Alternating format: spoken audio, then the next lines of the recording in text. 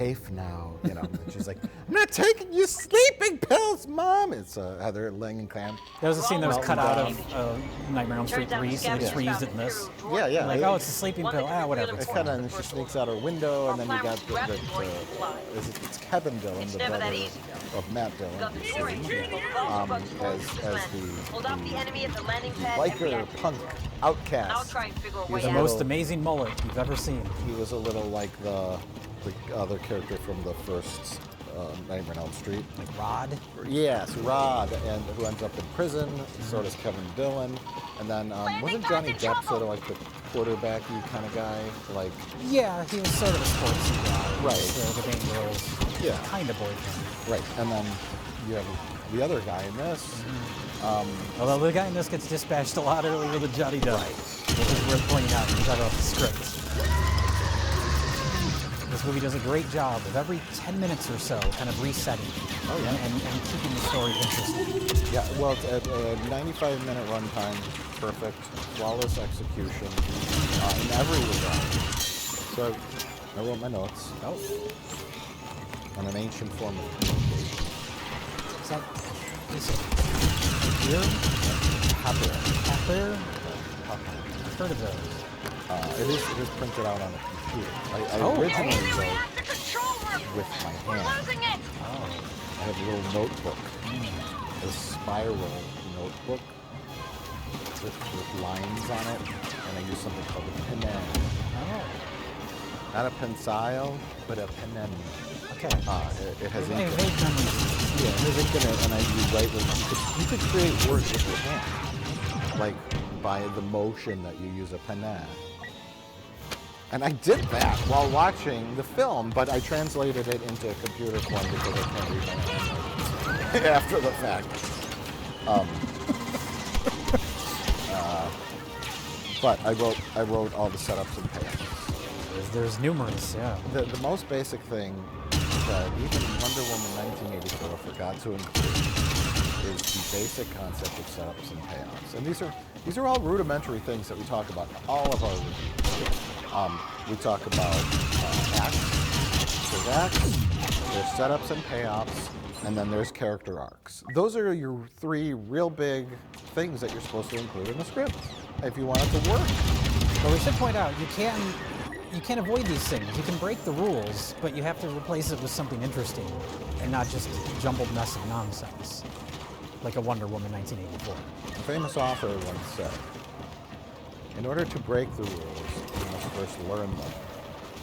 And so Frank Darabont is proving he knows the rules here, and he can break them later in life when he writes such films as Shawshank Redemption, etc.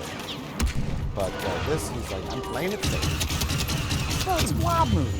This is the perfect movie to do that with. You don't go over the top with it. But setups and payoffs. First one, motorcycle jump. Yes. Our hero. His character's name is Brian Flagg, and knowing that Frank Darabont's a big Stephen King fan, and knowing the Flagg is a reference to Stephen, because that's the main villain in that movie, and that story's name. I love all the character names in this, by the way. They're all great.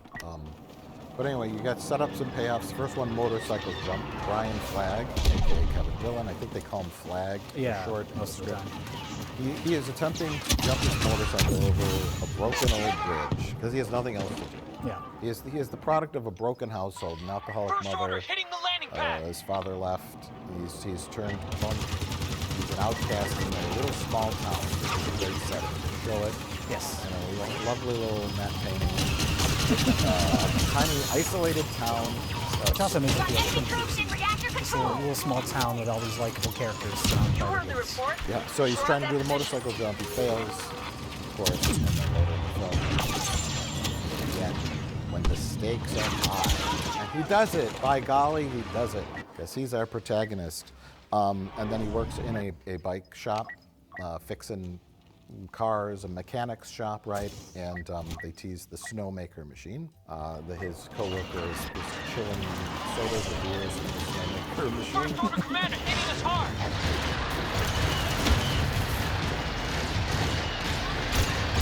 Jay, do you remember any of those quality setups and payoffs? Let me just yes, he did. There's the little kid with the zipper, The jacket. the jacket. The mother says, you gotta take the jacket. I don't want to take my jacket. You gotta take the jacket.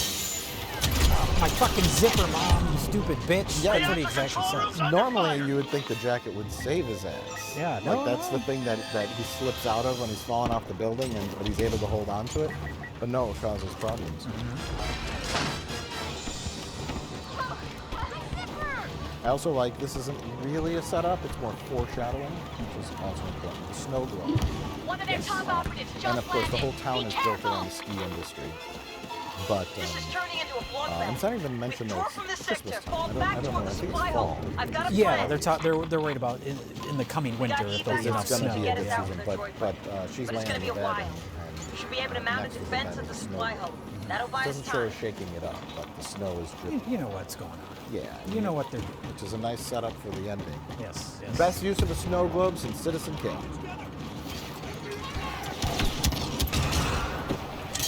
Can I talk about one of my favorite scenes? That's what we're here to do? How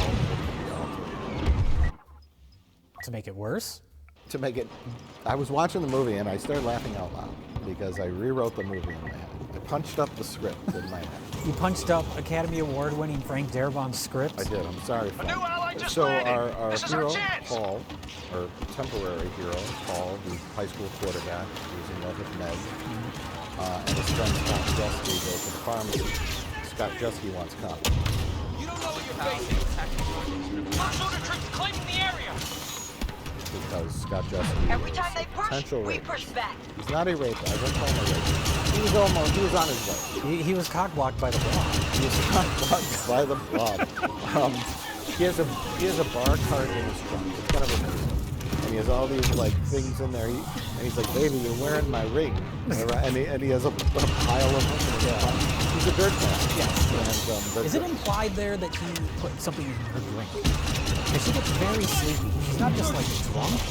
She like passes out. And I was wondering if the implication is that he was supposed to have drugged her. I don't think so because he's surprised when she passes out. Okay. He's more like ooh, an opportunity. The scene is Scott Jusky and Paul. Paul is our hero. He's our all-American high school quarterback. He's the Steve McQueen of this movie. He's going to make it to the end. Right.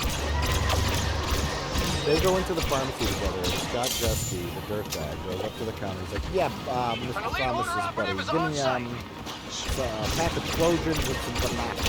And he goes to the back to get them the condoms, and then the priest goes. Yeah, well, it's from a friend over there. Paul's completely unaware. And the priest is, he's obviously judging. And then so Scott, the pre-rapist, offers to see the dirtbag case for stuff and leaves. Then the pharmacist just said, "Now, Father, how can I help you?" The father turns to him and says, "I'll have one pack of Trojans." That's your rewrite. That's my rewrite. Okay. That's funny. So your rewrite is not restructuring the film in any way. It's just adding jokes. Okay, fair enough. And add a nice joke. Cleared I it up. laughed out loud And when I I've got thought the that droid. watching Sure the film. hope this piece of junk makes a Congratulations. difference. In hindsight, I'm glad they Everyone didn't move. put it in, but Yeah.